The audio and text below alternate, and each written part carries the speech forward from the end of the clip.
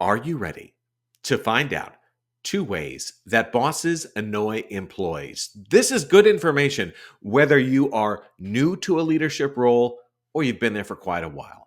And at the end, I am going to give you a positive suggestion, something good that you can do that can help employees. I realize at this point in time, you may be saying, hey, who is this guy?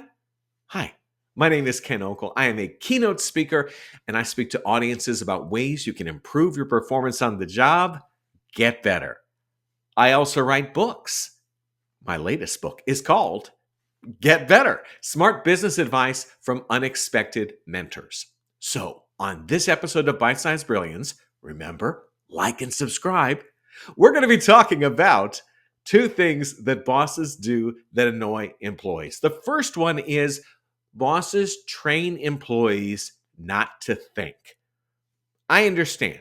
The boss wants things done a certain way. I get it.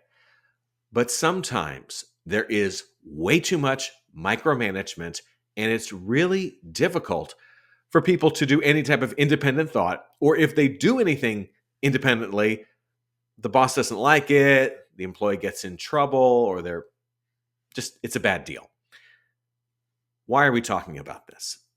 Because sometimes when the boss has to touch everything, has to control everything, that takes a tremendous amount of time and energy.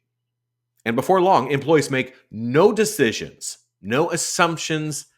Everything has to go up the ladder to the boss. For big issues, makes sense. For expensive issues, makes sense. Years ago, well, I don't think I was a micromanager. I once worked at a place where an employee came to me with the problem of, where do we store all the extra toilet paper we have? The firm had gotten a few extra deliveries. People have been out of the office. We had too much toilet paper. It's like, just find a dry place to store it. Someone else could have done that. I didn't need to make that decision. But you can see that sometimes people have become trained over time, and maybe by previous bosses, to not think. You want your employees to do things correctly, but you also want to give them a little bit of freedom to make some decisions and then justify those decisions if you have questions about them. Let them think. Another thing that bosses do that annoys employees, it's training. It's not spending the time to train your employees to do things the correct way and then blaming the employees for not doing things the way you want. Again, I understand. It's really important to have things done a certain way.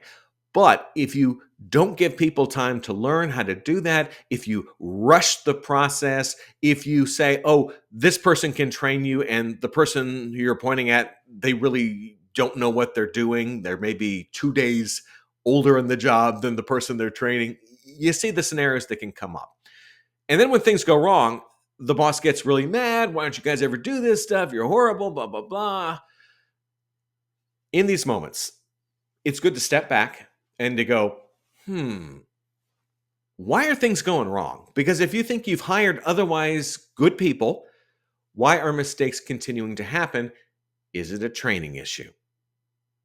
Because often you've rushed the training, or some part isn't explained enough, or you haven't stressed the importance of why you should do things right. If there's some sort of hole in your process, your training process, then the results will not be as good as you want.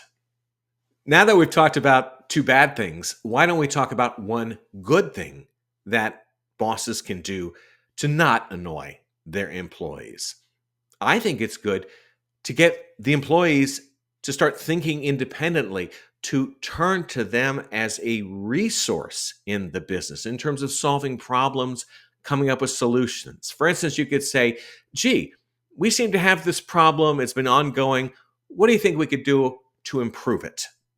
Now, you may already have some ideas. You might even have the solution in mind. But getting feedback from other people who might be closer to the problem, it's a good idea.